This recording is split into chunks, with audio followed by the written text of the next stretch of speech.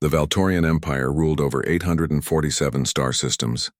For 3,000 years they had crushed every species that dared to resist them. Their warships were the most powerful in the known galaxy. Their soldiers were trained from birth to conquer. Their technology was so advanced that most primitive worlds surrendered the moment they saw a Valtorian fleet appear in their skies. Admiral Velthar stood in the command center of his flagship, studying the holographic display before him. The blue and green planet rotated slowly in the projection. It looked peaceful, beautiful even, but Velthar did not care about beauty. He cared about resources, territory, and adding another world to the Empire's endless collection. "This is the target," he announced to his officers. "The natives call it Earth. Our scouts report a primitive civilization. They have only recently left their planet's surface. Their weapons are crude. They still use chemical explosives and metal projectiles. They have no shield technology, no plasma weapons, no faster-than-light travel of their own." One of his junior officers stepped forward. "How many ships should we send, Admiral?" Velthar smiled, showing his sharp teeth. 300 vessels. We will make an example of this world. When other primitives see what happens to Earth, they will surrender without a fight." The officer seemed confused. 300 ships for such a weak target? Is that not excessive? Excessive? Velthar's eyes gleamed. "No, it is a message. The Valtorian Empire does not negotiate. We do not show mercy. We demonstrate absolute power." The fleet departed 3 days later, 300 warships, each capable of destroying a city with a single shot, each carrying thousands of soldiers. The journey would take 40 of their days to reach Earth's system. Velthar was confident. This would be the easiest conquest of his long career. On Earth, astronomer Minho had been working the night shift at the observatory in South Korea. He was tired. His coffee had gone cold hours ago. He was about to pack up when his computer started beeping urgently. The gravitational sensors were detecting something unusual at the edge of the solar system. At first, Minho thought it was a malfunction, but the readings were too consistent, too strong. He ran the calculations 3 times. Each time, the result was the same. Something massive was decelerating into their solar system. Not one object. Many objects. Hundreds of them. Minho grabbed his phone with shaking hands. He called his supervisor, then the National Space Agency. Within hours, every major observatory on Earth was pointing their instruments toward the same coordinates. They all saw the same thing. A fleet of unknown vessels approaching Earth. The news spread quickly. Television broadcasts interrupted their regular programming. Internet servers crashed from the sudden traffic. In homes across the planet, families gathered around screens watching the grainy images of the approaching fleet. Some people prayed. Others panicked. Many simply sat in stunned silence. The International Space Station picked up the first transmission 3 days later. Captain Hyunjin was floating in the command module when the communication system crackled to life.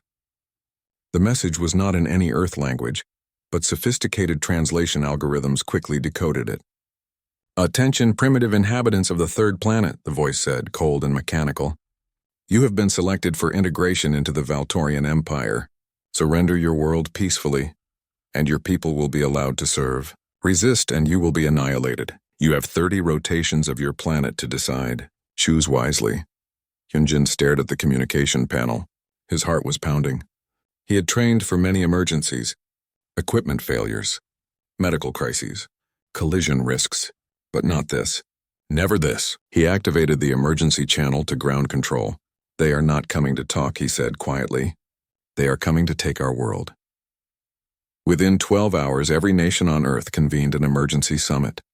Presidents, prime ministers, kings, and generals gathered through video conference. For the first time in human history, old enemies sat at the same table with a common purpose: the survival of humanity itself. Defense Minister Ji-won spoke first. She was known for her direct approach and strategic mind. "We have 30 days, she said. 30 days to prepare for an enemy with technology centuries ahead of ours. Some of you may think we should surrender, save lives, avoid destruction." The room was silent. Everyone waited for her to continue. "I say we fight," Ji-won declared. "Not because we can win with certainty, but because we are human, and humans do not kneel."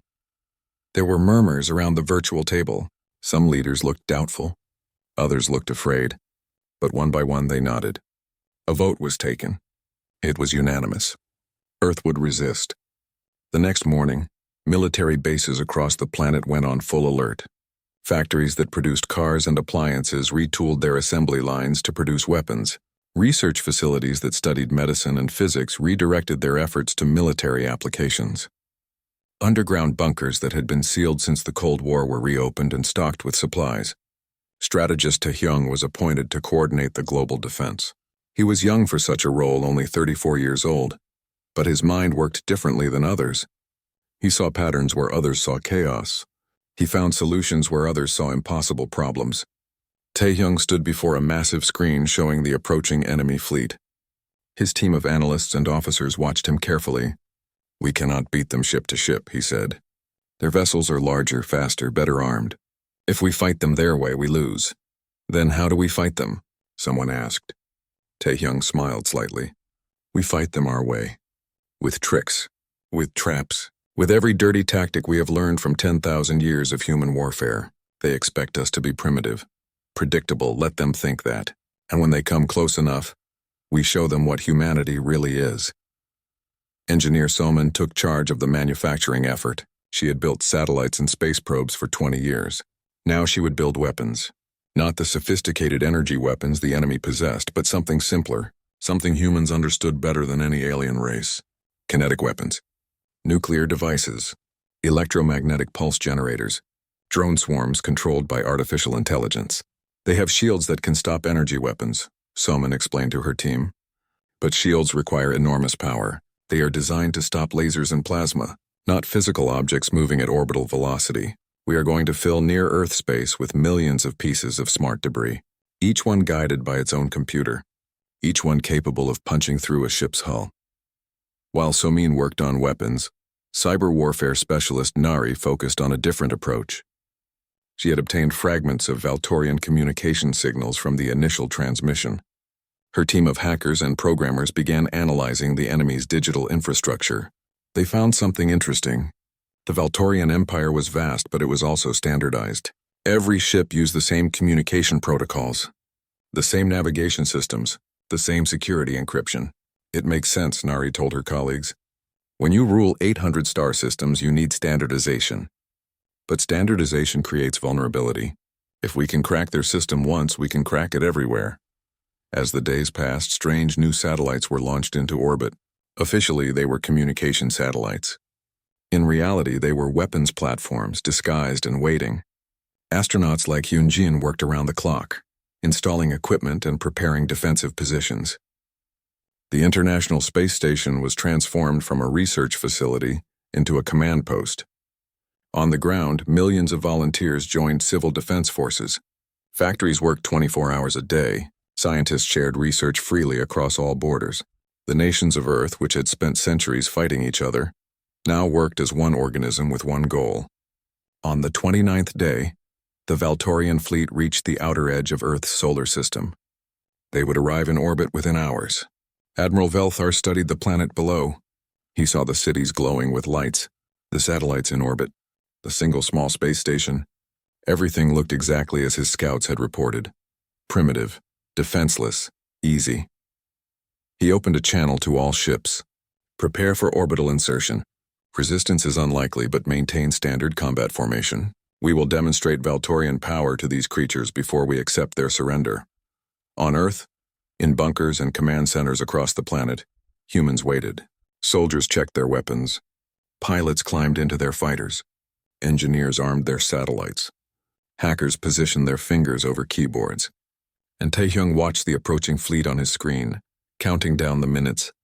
"They think we are prey," he said softly. "Let them come. Let them learn what happens when you hunt humanity." The 30 days of preparation had transformed Earth into a fortress. Every major city had underground shelters stocked with food, water, and medical supplies. Every military base had been reinforced and connected through secure communication networks.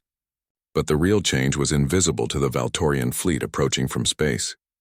The real change was in the minds of 8 billion humans who now understood they were not alone in the universe, and that the universe was more dangerous than they had ever imagined. Tae-hyung had barely slept during those 30 days. He had coordinated with military leaders from 70 nations. synchronized attack patterns, and rehearsed scenarios hundreds of times. His strategy was simple in concept but complex in execution. Earth would not try to match the Valtorians in technology. Instead, they would exploit every advantage that came from fighting in their home territory. Soman stood in the control room of the manufacturing complex buried beneath the Nevada desert. Around her, screens displayed the status of thousands of weapon systems being deployed across Earth's orbital space. She had overseen the production of more military hardware in 1 month than humanity had built in the previous decade. The scale was staggering. The cost was enormous, but none of that mattered if they lost. "Status report," she called out to her team. A young engineer responded immediately. "All satellite weapons platforms are in position. The debris field is active. Nuclear-pumped lasers are charged and ready. Drone swarms are deployed in 12 layers around Earth orbit. Electromagnetic pulse mines are seeded along predicted approach vectors." Salman nodded. "And the kinetic impactors?" 14,000 pieces of smart debris in position, ma'am. Each one has independent guidance and targeting. They look like space junk on any scan, but they can accelerate to attack velocity in seconds. These were not sophisticated weapons by galactic standards. They were chunks of metal and ceramic, some no larger than a basketball, equipped with small thrusters and basic computers. But at orbital velocities, even a small piece of metal carried devastating kinetic energy, and Earth had thousands of them, all waiting silently in the darkness of space. Physicist Deho had contributed a particularly clever element to the defense. He had calculated the exact positions needed to turn Earth's existing space debris into a weapon. Decades of satellite launches had created a cloud of junk in orbit: dead satellites, spent rocket stages, fragments from collisions. Most nations had considered this debris a problem. Deho had recognized it as an opportunity. "We spent years trying to clean up orbital debris," he had explained to the Defense Council. "Now we are going to weaponize it. The Valtorians will see it on their scanners. They will assume it is harmless junk from a primitive civilization. They will be wrong." Cyber warfare specialist Nari worked in a darkened room filled with computers and holographic displays. Her team had made a breakthrough on day 23. They had cracked the basic encryption of Valtorian communication systems. It was not complete access, but it was enough. Enough to listen, enough to learn, and potentially enough to disrupt. "Their system is incredibly advanced," Nari had told Taehyung, "but it is also rigid. They have not updated their core protocols in centuries. Why would they? No primitive species has ever had the technology to threaten their networks. They never imagined something like us."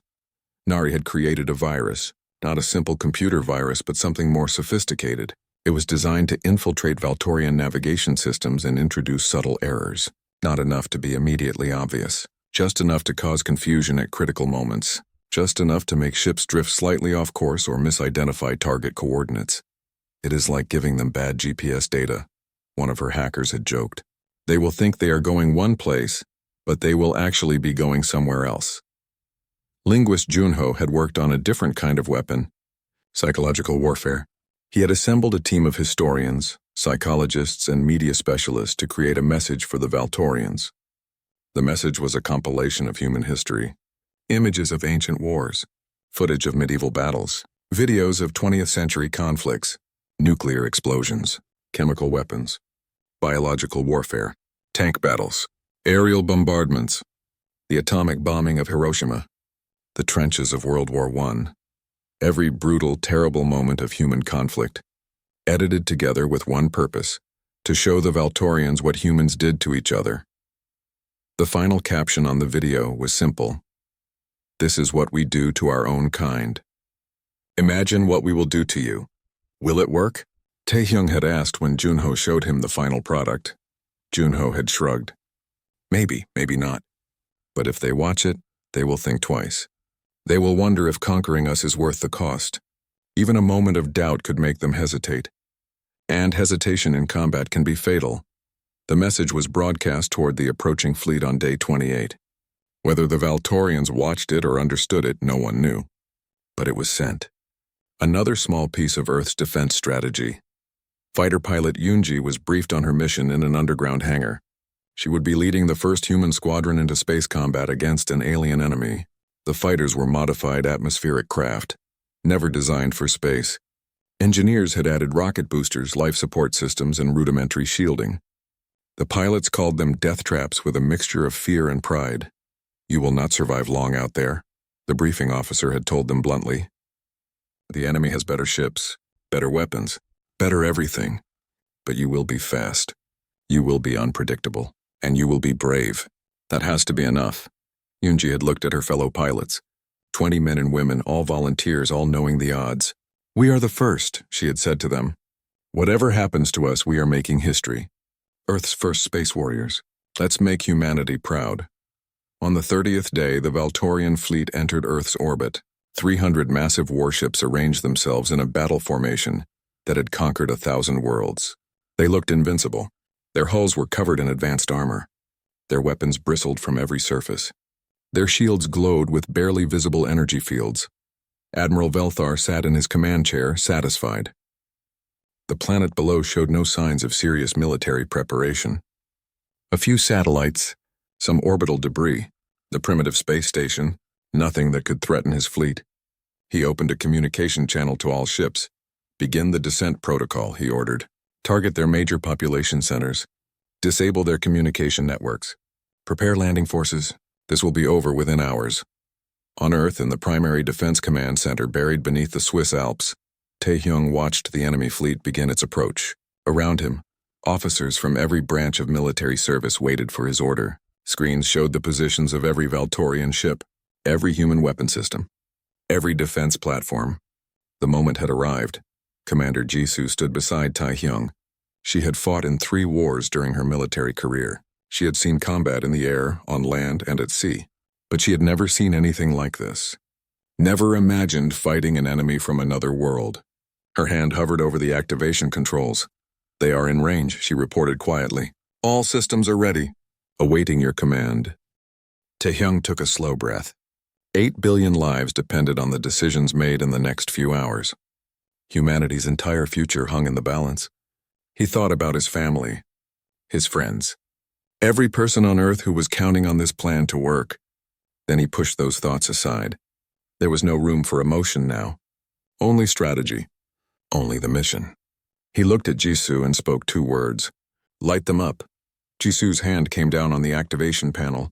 Across Earth's orbital space, thousands of weapon systems came alive simultaneously. The smart debris field activated first. 14,000 pieces of seemingly harmless space junk suddenly accelerated toward the Valtorian fleet.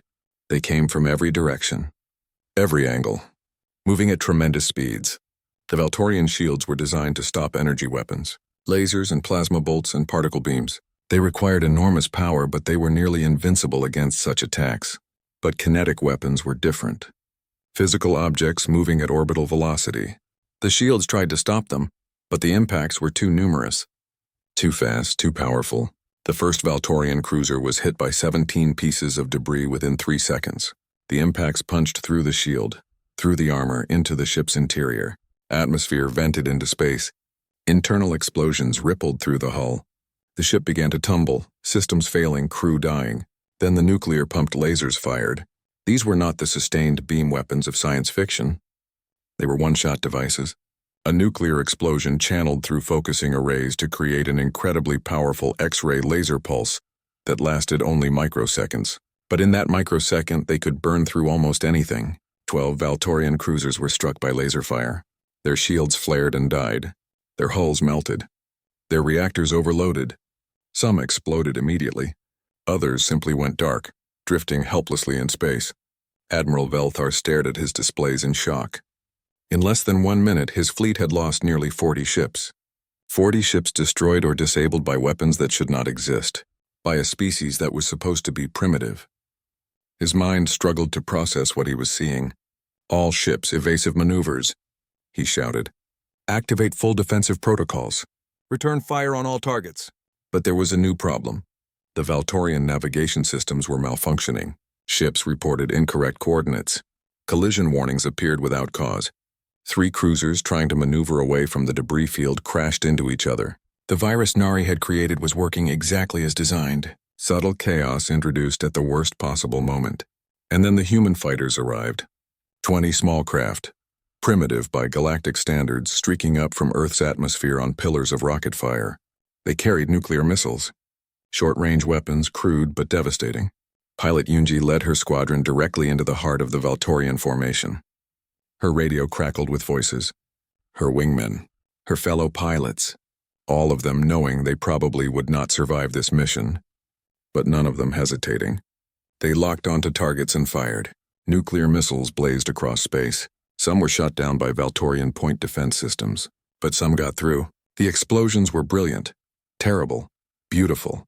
5 more Valtorian ships died in nuclear fire. Junji pulled her fighter into a tight turn, her body crushed by acceleration forces. She saw an enemy destroyer ahead. She armed her last missile. She fired. The weapon struck true. The destroyer's reactor exploded, and Yunji flew through the expanding cloud of debris, her fighter shaking from the turbulence. "This is Blue Leader," she called over the radio. "That's all I got. Going back for more missiles. Who's still with me?" 13 voices responded. 7 fighters had been lost, but 13 remained.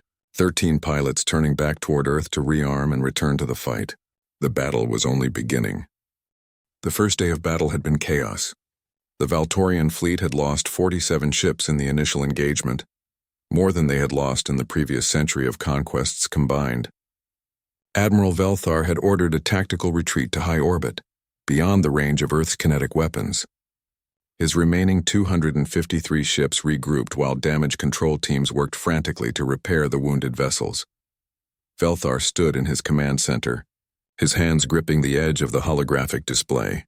His officers stood silently around him, afraid to speak. They had all seen the impossible. A primitive species, barely capable of leaving their own planet, had bloodied the nose of the mighty Valtorian Empire. Ships that had conquered star systems had been destroyed by weapons made of metal and nuclear fire. "Explain this to me," Velthar said, his voice dangerously quiet. "How did this happen?" His tactical officer stepped forward hesitantly. "Admiral, their weapons are crude but effective.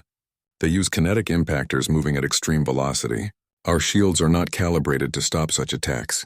They also employ nuclear devices and some form of directed energy weapon, possibly nuclear-pumped lasers, and their cyber warfare capabilities are far beyond what we anticipated. Someone has infiltrated our navigation systems." Velthar slammed his fist on the console. "They are primitives. They discovered fire 3,000 of their years ago. They only split the atom 100 of their years ago. This should not be possible." But it was possible, and it was happening. The Admiral forced himself to think clearly. He had reinforcements coming, but they were still weeks away. He needed to break Earth's defenses before then, or return home in disgrace. Failure was not acceptable. He had never failed. He would not fail now. "Prepare for a full assault," he ordered. "Every ship, every weapon. We will bombard their orbital defenses until nothing remains. Then we will land our ground forces in overwhelming numbers. If we cannot take this world cleanly, we will take it by force." On Earth, the first day's casualties were being counted. 23 satellites had been destroyed. 4 orbital weapons platforms were gone. 89 fighters had been lost, and with them, 89 brave pilots. The International Space Station had taken damage but remained operational. Captain Hyun-jin coordinated rescue operations for surviving pilots while simultaneously managing the station's conversion into a forward command post. In the Defense Command Center, Taehyung reviewed the battle data with his staff. They had hurt the enemy badly, better than he had hoped, but it was not enough. Not nearly enough. The Valtorians still had more than 200 ships. Earth's orbital defenses were depleted. Many of the kinetic weapons had been used. The nuclear-pumped lasers were single-use devices that could not be reloaded. The next engagement would be harder. "We need more weapons," Commander Jisoo said, stating the obvious. "Our manufacturing facilities are working non-stop, but we need weeks to replace what we use today." Taehyung nodded slowly. "Then we buy time. We make them pay for every meter of space they take. We adapt, we evolve. That is what humans do better than any other species. We learn, we change, we survive." Scientist Yuna entered the command center carrying a data tablet. She had been working on something special, something that might change the balance of power. "I have analyzed the debris from destroyed Valtorian ships," she announced. "I understand some of their technology now. Not all of it, but enough." She pulled up a holographic display showing a Valtorian ship's internal structure. "Their shields operate on rotating frequency patterns. Very sophisticated. But if we can match that frequency even briefly, we can penetrate them. I have modified some of our remaining missiles with frequency modulators. They should be able to bypass Valtorian shields. Taehyung leaned forward, interested. How many missiles can you modify? We have 300 air-to-space missiles remaining, Yuna said. I can modify 50 of them within 12 hours. After that, we can modify more, but it will take time. Do it, Taehyung ordered. 50 shield-penetrating missiles might be enough to make a difference. Engineer Soman was already working on the next phase of defense. Her teams had been recovering pieces of destroyed Valtorian ships from orbit. Some were just wreckage, but some contained intact technology. Power cells, weapon components, computer systems. She had teams of scientists studying every piece, trying to reverse engineer what they could. Look at this, Sumin said to her lead engineer, pointing at a power cell from a Valtorian cruiser. This thing is the size of a car, but it generates more power than our largest nuclear reactor. If we can understand how it works, we can build better weapons, better defenses, better everything. Her engineer examined the device carefully. The problem is we do not have time for proper research. Studying this could take years. We have days at best, Soman smiled grimly. Then we will learn faster than we ever have before. That is what humans do when survival is at stake. We achieve the impossible. Meanwhile, hacker Nari was exploiting her access to Valtorian systems. The virus she had planted was still working, causing subtle malfunctions throughout the enemy fleet. But she wanted more. She wanted to know what the Valtorians were planning. Her team worked around the clock, intercepting communications and decoding encrypted data. On the third day after the initial battle, she intercepted something important, an emergency transmission from Admiral Velthar to the Valtorian homeworld. It was heavily encrypted, but Nari's systems had learned to recognize patterns in Valtorian code. She managed to decode most of it. Taehyung, you need to see this, she called out urgently. Taehyung came to her workstation and read the translated message. His expression darkened. They are calling for reinforcements. A second fleet. 500 ships. How long until it arrives? Commander Jisoo asked. Nari checked the data. The message says approximately 6 weeks. Maybe 7. Their faster than light travel is much faster than anything we have, but they are still very far away. 6 weeks. Earth had 6 weeks to defeat the current Valtorian fleet before a much larger one arrived. The mathematics were brutal. If they could barely survive against 300 ships, how would they survive against 500 more? We have to finish this before the reinforcements arrive, Taehyung said quietly. We have to destroy every ship currently in our system. Not drive them away. Not damage them. Destroy them completely. If even one ship escapes to guide the reinforcements, we are finished. On the 5th day, the Valtorians attacked again. This time they came in a different formation, more spread out, harder to target with area effect weapons. They bombarded Earth's remaining orbital defenses with concentrated fire. Satellites exploded. Weapons platforms died. The defensive network that had taken 30 days to build was being torn apart in hours. But Earth fought back. The modified missiles that Yuna had created proved devastatingly effective. 50 missiles launched from bases across the planet. 43 reached their targets. 43 Valtorian ships found their shields suddenly useless as human weapons passed through and struck their hulls. Explosions rippled through space. Pilot Yunji led another fighter squadron into the battle. She had survived the first engagement. Now she was back, leading 15 fighters against an enemy that outnumbered them 20-1. Her fighter was patched together with spare parts and hope. Her wingmen were exhausted, but they flew anyway because that was what humans did.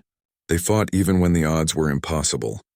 Blue Squadron split formation, Yunji ordered over the radio. Make them work for every shot. Be unpredictable, be crazy. Show them what human pilots can do. The fighters scattered across the battlefield like angry wasps, too small and too fast for the Valtorian cruisers to target easily. They fired missiles at opportunity targets. They drew fire away from damaged satellites. They made the enemy waste ammunition on hard-to-hit targets. And when fighters were destroyed, the pilots died knowing they had bought Earth precious seconds. On the ground, Special Forces operator Sung Min led a team on an impossible mission. A Valtorian landing craft had crashed in the Gobi Desert, its crew killed in the impact. The wreckage might contain valuable intelligence and technology. Sung Min's team had to reach it before Valtorian recovery forces did. They traveled by helicopter across the desert, landing 2 kilometers from the crash site. The team moved quickly but carefully. They did not know if the Valtorians had survived. They did not know what defenses the ship might have. They only knew that the mission was critical. The crashed ship was larger than Sungmin had expected. 50 meters long, partially buried in the sand. Smoke still rose from damaged sections. His team spread out, weapons ready. An engineer named Minjae moved forward with scanning equipment. "I am detecting power signatures," Minjae reported. "Something inside is still active." They entered carefully through a breach in the hull. The interior was alien and unsettling. Strange technology lined the walls. Control panels with symbols they could not read. But there were also bodies. Valtorian soldiers killed in the crash, and in the command section they found what they were looking for. A navigation computer still intact, a communication system still functional. "Jackpot," Minjae breathed. "This is exactly what we need." They worked quickly, downloading data and disconnecting portable systems. 20 minutes later, they were back in the helicopter, racing toward the nearest secure facility. The intelligence they carried could change everything. The battle in orbit continued for 12 more hours. By the time the Valtorians retreated again, both sides had paid a terrible price. Earth had lost 60% of its orbital defenses, but the Valtorian fleet was now down to 198 ships. More than 1/3 of their invasion force had been destroyed. In the command center, Taehyung studied the tactical displays. His eyes were red from lack of sleep. His uniform was wrinkled and stained with coffee. But his mind was still sharp, still calculating. They were winning, slowly, painfully, at tremendous cost. But they were winning. "The intelligence from the crashed ship," he said to Nari. "What did we learn?" Nari pulled up a holographic display. "Everything, sir. Fleet positions, ship capabilities, communication codes. And most importantly, we know their strategy. They are waiting for reinforcements. But they are also afraid." The Admiral sent a coded message to his officers. He admitted that Earth is more dangerous than they anticipated. He told them to prepare for high casualties. Taehyung allowed himself a small smile. "They are afraid. Good. Fear makes people cautious. Cautious enemies make mistakes. We are going to exploit every mistake they make." Commander Jisoo approached with another update. "The civilian population is holding up better than expected. No major panic. Factories are still producing. Volunteers are still enlisting. We have more people wanting to fight than we have equipment for them." "That is humanity," Taehyung said quietly. "When you push us to the edge, we do not break. We push back harder. The Valtorians thought we would surrender. They thought we would be easy prey. They have never been more wrong about anything in their history." Outside, night was falling across part of Earth. In cities below, people looked up at the stars and saw flashes of light. Distant battles. Their world was at war with an alien empire, and somehow, impossibly, they were not losing. The news broadcasts showed footage of destroyed enemy ships, interviews with surviving pilots, messages of defiance and hope. A child asked her mother, "Are we going to win?" The mother looked up at the stars, at the distant flashes of combat, and answered honestly, "I do not know, sweetheart, but I know we are going to fight, and I know we are never going to give up. Because that is what humans do." 2 weeks had passed since the Valtorian fleet first entered Earth's orbit. The war had ground into a brutal stalemate. The enemy had 198 ships remaining, but they were learning to adapt to human tactics. Earth's orbital defenses were severely depleted, but new weapons were being manufactured every day. Both sides were bleeding. Both sides were desperate, and both sides knew that time was running out. Admiral Velthar had stopped sleeping. He spent every waking hour in the command center, reviewing tactical data and planning the next assault. His officers whispered that he was becoming obsessed. Some said he was losing his mind. But Velthar did not care what they said.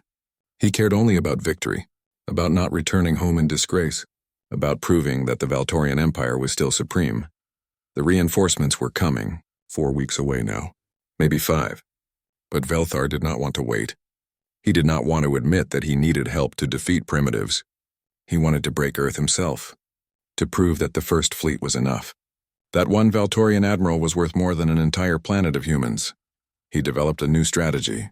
Instead of orbital bombardment, he would send his forces to the planet's surface in overwhelming numbers.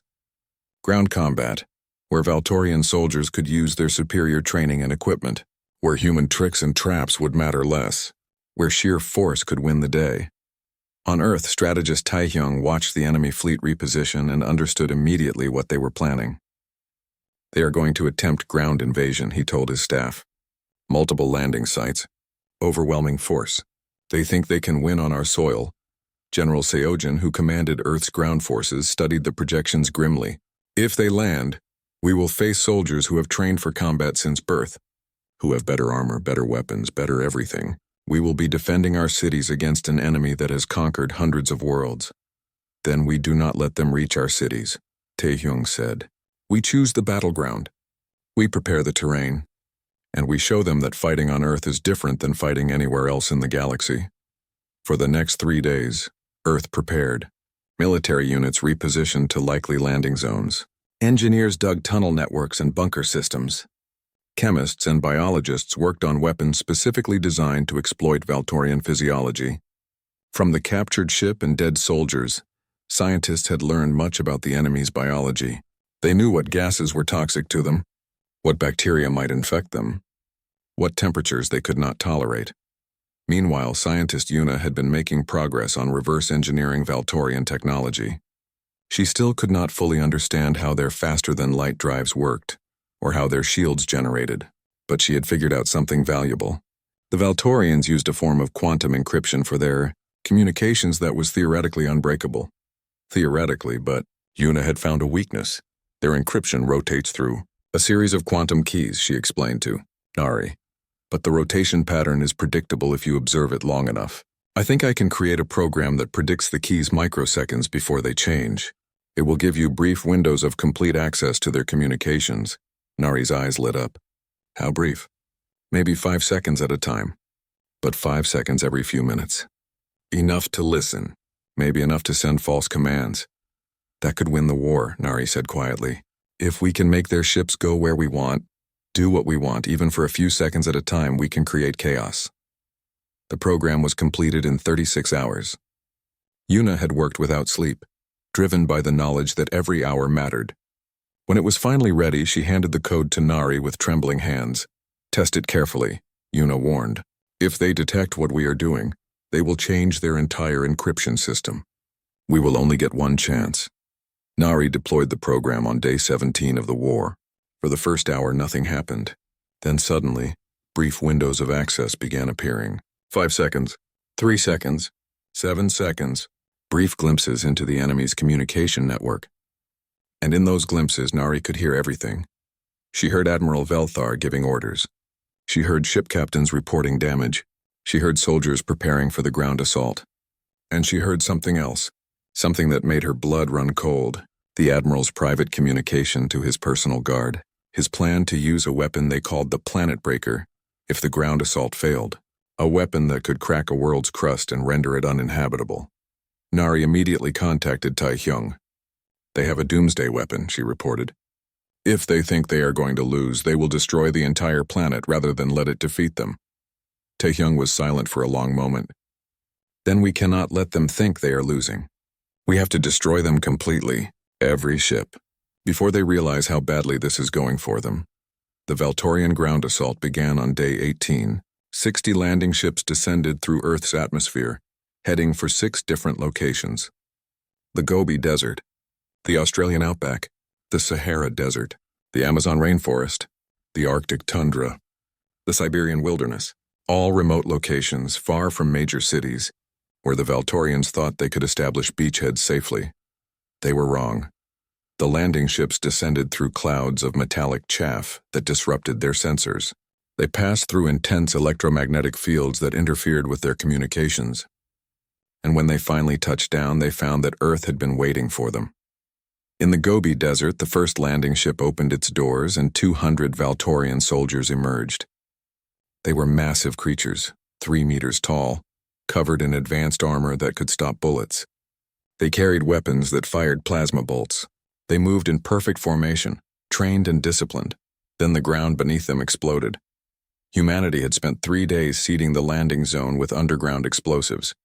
Thousands of them, connected by fiber optic cables to prevent detection. When the Valtorians were in position, Special Forces operator Sung Min pressed a single button. The desert erupted in a wave of fire and shrapnel. The Valtorian armor could stop bullets, but it could not stop the ground itself from exploding underneath them. Soldiers were thrown into the air. Ships were knocked onto their sides. Chaos replaced perfect formation. Before the enemy could recover, drone swarms emerged from hidden bunkers. Thousands of small aerial drones, each carrying explosives or chemical payloads. They descended on the disoriented Valtorians like angry insects. Individual drones were easy to shoot down, but there were too many. Far too many. Then came the artillery. Earth's armies had positioned hundreds of artillery pieces in underground positions, camouflaged and waiting. Now they opened fire. Guided shells rained down on the landing zone. High explosive, white phosphorus. Chemical agents designed specifically to penetrate Valtorian armor seals. The battle in the Gobi Desert lasted 4 hours. By the end, not a single Valtorian soldier had survived. Not one had made it more than 300 meters from their landing ships. The desert was littered with wreckage and bodies. Earth had won its first ground engagement.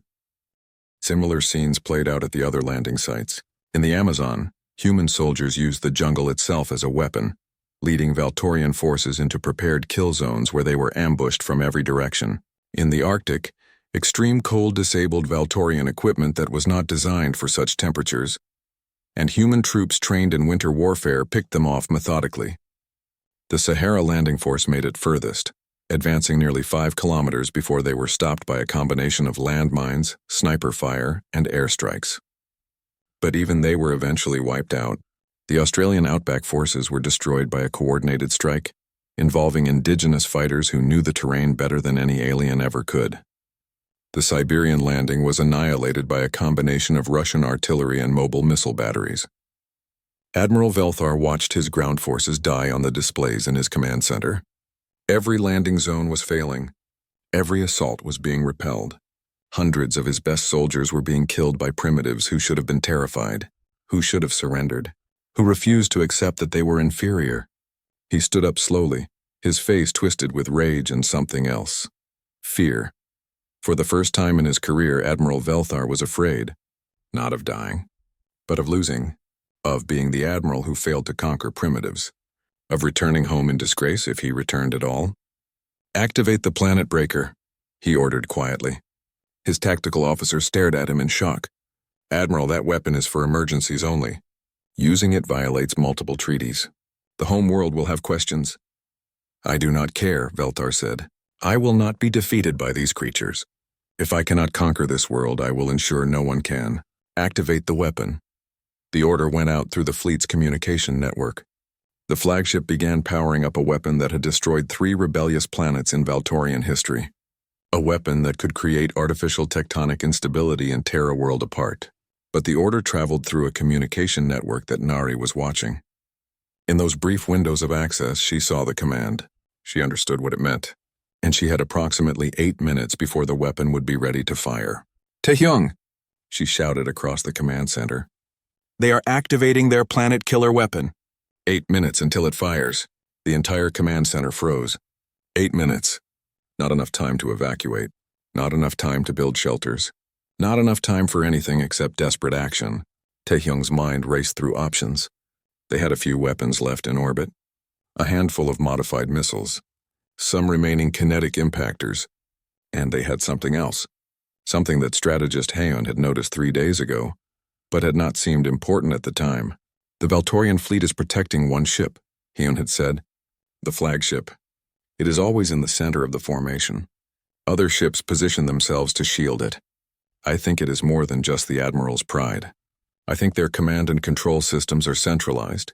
If we could destroy that ship, we might disrupt their entire fleet. Now with 8 minutes left, that observation might save the world." "Every weapon we have left," Taehyung ordered. "Everything in orbit. Everything on the ground that can reach space. Fire everything at the flagship. Coordinate with Nari for exact targeting. We only get one chance." The order went out across every weapons platform, every missile battery, every railgun, every orbital facility that still had ammunition. Targeting solutions were calculated in seconds. Trajectories were plotted. And then Earth fired everything it had left. Kinetic impactors accelerated toward the flagship from a dozen directions.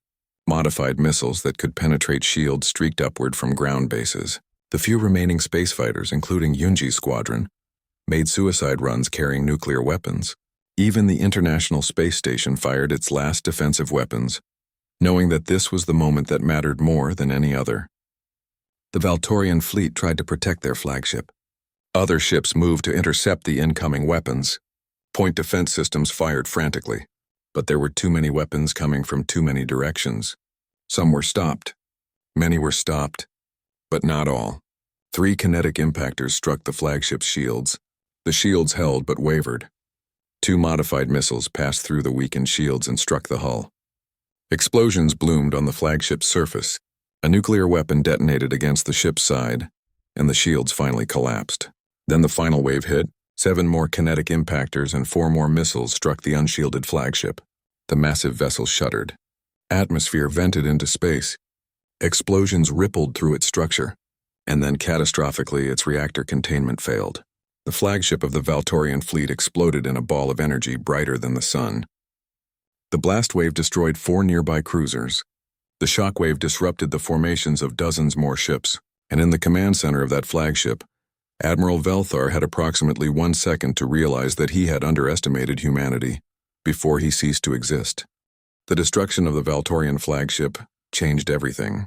For 3 seconds after the explosion, the entire enemy fleet was in chaos. Ships collided as automated systems failed. Communication networks went dark. The centralized command structure that had coordinated 300 vessels now simply did not exist. And in that moment of confusion, Earth struck again. Every remaining weapon fired at targets of opportunity. Missiles found ships with failing shields. Kinetic weapons struck vessels that had lost their ability to maneuver. Human fighters swooped in like sharks, targeting damaged cruisers. The Valtorian fleet, which had seemed invincible just weeks ago, was falling apart. Some Valtorian captains tried to restore order. They attempted to reform defensive positions and continue the fight. But without Admiral Velthar, without the flagship's coordination systems, they were individual ships fighting individual battles. And humanity had learned to be very good at exploiting chaos. Other Valtorian captains made a different decision. They ran. Their ships turned away from Earth and began accelerating toward the outer system, hoping to escape, to reach the reinforcements that were still weeks away, to survive and report what had happened here. In the command center beneath the Swiss Alps, Taehyung watched the enemy fleet break apart on his tactical displays. He felt no joy, no triumph, only grim determination, because he knew that the war was not over, not while a single Valtorian ship remained in the solar system. All ships attempting to flee must be destroyed, he ordered. None can be allowed to escape. None can be allowed to report back to the Empire. If even one ship gets away, the reinforcements will know exactly what happened here. They will know our tactics, our weaknesses. They will adapt and return with overwhelming force. Commander Jisoo nodded. Our orbital forces are nearly exhausted. Most of our missiles are gone. Most of our satellites are destroyed. We do not have enough firepower left to hunt down fleeing ships across the entire solar system. Then we use what we have captured, Taehyung said. We use their technology against them. Over the past 3 weeks, Earth had recovered numerous pieces of Valtorian equipment, weapons, power systems, propulsion units. Scientist Yuna had been studying them constantly, learning how they worked. Now those studies would be put to the ultimate test. Can we make any of the captured Valtorian weapons operational? Taehyung asked Yuna. She pulled up data on her display. We have 3 intact plasma cannons from destroyed ships, 2 shield generators that might be functional, and 1 faster-than-light communication array that we have been studying. But making them work with our power systems and control interfaces will take time. How much time? Weeks, maybe months. You have 3 days, Taehyung said flatly. After 3 days, the fleeing ships will be too far away for us to catch. 3 days to weaponize alien technology we barely understand. I know it is impossible. Do it anyway. Yuna stared at him for a moment, then nodded. We will do it, somehow. While Yuna and her team worked frantically on the captured technology, other efforts continued. Commander Jiwoo led deep space patrol squadrons using the last functional human spacecraft. These were mining vessels and transport ships never designed for combat, hastily equipped with whatever weapons could be mounted on them. They pursued the fleeing Valtorian vessels, harassing them, forcing them to waste fuel on evasive maneuvers.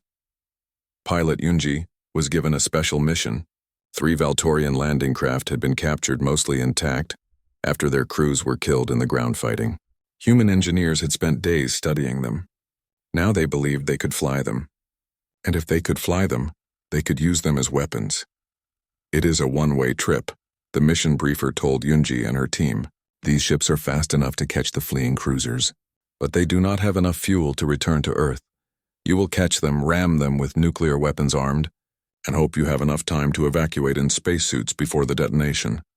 Yunji looked at her 5 volunteers. All were veteran pilots who had survived multiple engagements. All knew the odds. "When do we launch?" she asked simply. 2 hours. 2 hours later, 3 captured Valtorian landing craft launched from Earth, piloted by humans who barely understood the alien controls.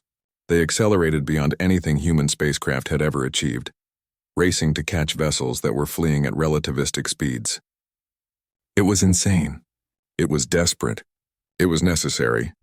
Meanwhile, back on Earth, Yuna's team achieved the impossible, working without sleep, fueled by stimulants and desperation. They managed to integrate 3 Valtorian plasma cannons with human power systems. The weapons were mounted on the International Space Station, which was being repositioned using its remaining thrusters. "The power draw is enormous," Engineer Soman reported. "Each shot will drain the station's entire power grid. We can fire maybe 3 times before the systems overload and shut down permanently. Then we make those 3 shots count," Captain Hyun-jin said. He had been preparing the station for this moment. The civilian research facility had been transformed into a warship. It would be its first and last combat mission. On day 21 of the war, the International Space Station fired a Valtorian plasma weapon for the first time. The bolt of superheated matter streaked across space at a significant fraction of light speed. It struck a fleeing Valtorian cruiser that was 300,000 kilometers away. The ship's rear section simply vaporized. The vessel tumbled out of control, atmosphere and debris trailing behind it. 2 more shots, 2 more kills. Then the station's power grid failed exactly as predicted. But it had done its job.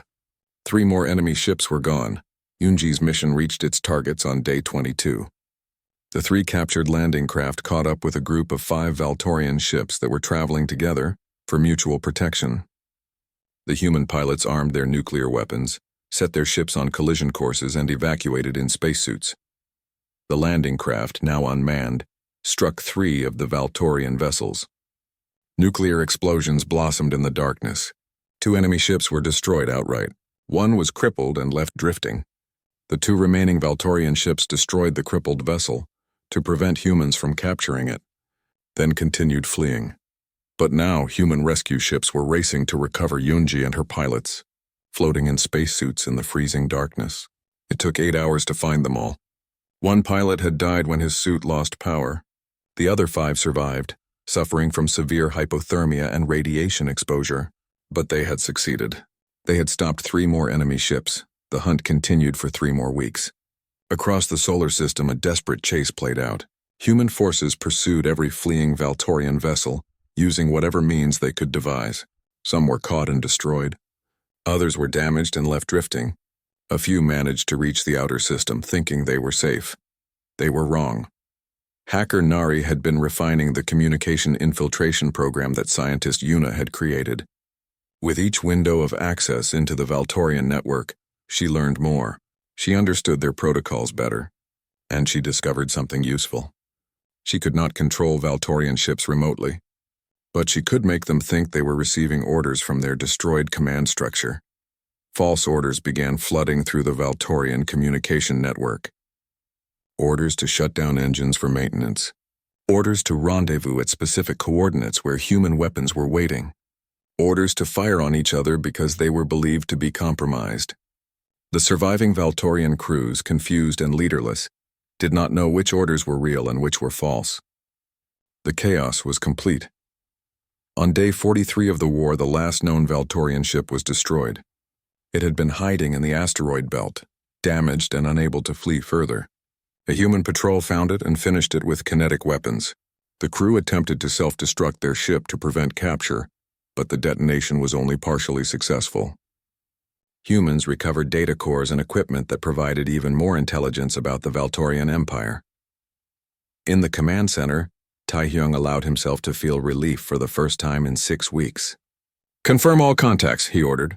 "I want every piece of debris analyzed, every trajectory calculated. If there is even one Valtorian ship left in this system, we need to know about it." The analysis took 2 more weeks. Every scrap of metal was examined, every anomalous reading investigated, every possible hiding place searched. The conclusion was unanimous.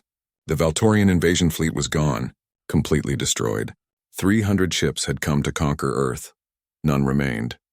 But Taehyung knew this was not over. "The reinforcements," he said to his staff. 500 ships. They are still coming. They will arrive in approximately 2 weeks, and they will come looking for answers, looking for what happened to the first fleet. Engineer Soman had been thinking about this problem. "We need to send them a message," she said. "Using Valtorian technology, we need to make them understand that coming here is a mistake." Linguist Junho worked with scientist Yuna to craft the message. They used the captured faster-than-light communication array. They encoded it using Valtorian protocols, and they made it simple, clear, unmistakable. The message was transmitted toward the approaching reinforcement fleet on day 58 of the war. It consisted of 3 parts. First, telemetry data showing the destruction of all 300 ships. Second, a video compilation showing human military capabilities. Third, a statement in the Valtorian language. The Valtorian Empire sent 300 ships to conquer Earth. 300 ships were destroyed. Every soldier killed. Every vessel obliterated. We did not seek this war, but we finished it. We know where your empire is located. We have studied your technology. We are learning your secrets. Turn back now. Return to your empire. Tell them that Earth is not a target. We are not prey. We are humanity. And if you come here seeking conquest, you will find only death. This is your only warning." The message was repeated continuously for 1 week, transmitted in every frequency that Valtorian ships used. Then the array burned out, unable to handle the power requirements any longer. But the message had been sent. Now Earth could only wait to see if the reinforcements would heed the warning. 2 weeks passed in tense anticipation. Humanity rebuilt what they could. Orbital defenses were restored. New weapons were manufactured using both human and captured technology. The nations of Earth, united by war, remained united in peace. They knew they could not return to their old conflicts. Not when the galaxy held threats like the Valtorians. On day 74, scanners detected something at the edge of the solar system. The reinforcement fleet had arrived. 500 Valtorian warships entering the system in battle formation. For 3 days, they remained at the edge of the system, scanning, analyzing, trying to understand what had happened. Then on day 77, the fleet turned around. All 500 ships activated their faster-than-light drives and departed. They had received the message. They had seen the evidence. And they had decided that conquering Earth was not worth the cost. In the command center, Taehyung watched the enemy fleet disappear from scanners. Around him, his staff erupted in celebration. People were crying, hugging, shouting with joy. Earth had won. Not just a battle, not just a war, but survival itself. Defense Minister Ji-won addressed the planet on a global broadcast that evening. She stood before cameras wearing a uniform stained with the sweat and grime of 10 weeks of continuous war. "People of Earth," she said, "the war is over. The enemy has withdrawn. Our world is safe. We paid a terrible price. 2.4 million soldiers killed, 890,000 civilians dead, countless wounded, cities damaged, infrastructure destroyed. But we survived. We survived because we fought together, because we refused to surrender, because we showed the galaxy that humanity will not bow to conquerors." She paused, looking directly into the camera. "But this is not the end. It is the beginning. We know now that we are not alone. The universe is dangerous. There are empires out there that see us as prey.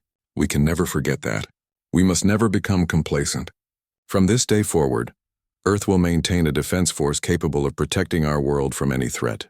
We will continue developing technology, exploring space, growing stronger, because the next time someone threatens our home, we will be ready." The broadcast ended. Across Earth, people looked up at the stars with new eyes, no longer with wonder and curiosity alone, but with understanding. The universe was vast, beautiful, and very, very dangerous. In orbit, work began on humanity's first true warship. Not a converted station or modified civilian craft, but a vessel designed from the ground up for combat, built using both human ingenuity and captured Valtorian technology. The ship would be called the Indomitable, and it would be the first of many. Scientist Una successfully unlocked the secrets of faster-than-light travel using captured Valtorian technology. Within a year, Earth launched its first interstellar probe. Within 2 years, the first crewed mission departed for the nearest star system. 1 year after the war, a monument was erected in Switzerland near the entrance to the underground command center where Tai Hyung had coordinated Earth's defense. The monument was a simple black wall inscribed with the names of everyone who had died defending humanity. 2.4 million military names, 890,000 civilian names. Each one remembered. Each one honored. Admiral Hyunjin, promoted after the war from captain, stood before the monument during the dedication ceremony. She spoke to the gathered crowd of survivors, veterans, and family members of the fallen. They came expecting easy prey, she said, her voice carrying across the silent crowd. They found humanity. They thought our primitive weapons and divided nations meant we were weak. They learned that our strength comes not from our technology, but from our spirit, from our refusal to give up, from our ability to unite when survival demands it. Let every species in the galaxy learn this lesson. We did not ask for this war, but we finished it. We are not conquerors. We are survivors. We are builders. We are humanity. And we have just begun. In the years that followed, Earth became known across the galaxy. The species that destroyed a Valtorian invasion fleet. The primitives who refused to be conquered. Other species, some friendly and some cautious, made contact. Trade agreements were established. Alliances formed. Knowledge shared. The Valtorian Empire never attacked Earth again. The story of the lost fleet became a cautionary tale told across 800 star systems. Never underestimate a species just because they seem primitive, Valtorian commanders taught their officers. The humans appeared weak, but they were the most dangerous enemy we ever faced. 50 years after the war, former pilot Yoonji, now an elderly woman, gave an interview to a historian researching the conflict. The historian asked her what she remembered most about those desperate weeks. Yoonji thought for a long moment before answering. I remember being afraid, she said honestly. Every time I launched, I thought I would die. I saw friends die. Good people. Brave people. And I remember thinking that it was not fair, that we had just discovered we were not alone in the universe, and the first thing we met was an empire that wanted to destroy us. Do you regret fighting? The historian asked. Yoonji shook her head firmly. Never, because we proved something important. We proved that humanity deserves to exist, that we are strong enough to defend our home, that we belong in this galaxy, not as victims or servants, but as equals. The Valtorians gave us a terrible gift. They forced us to unite, to reach beyond what we thought possible, to become more than we were.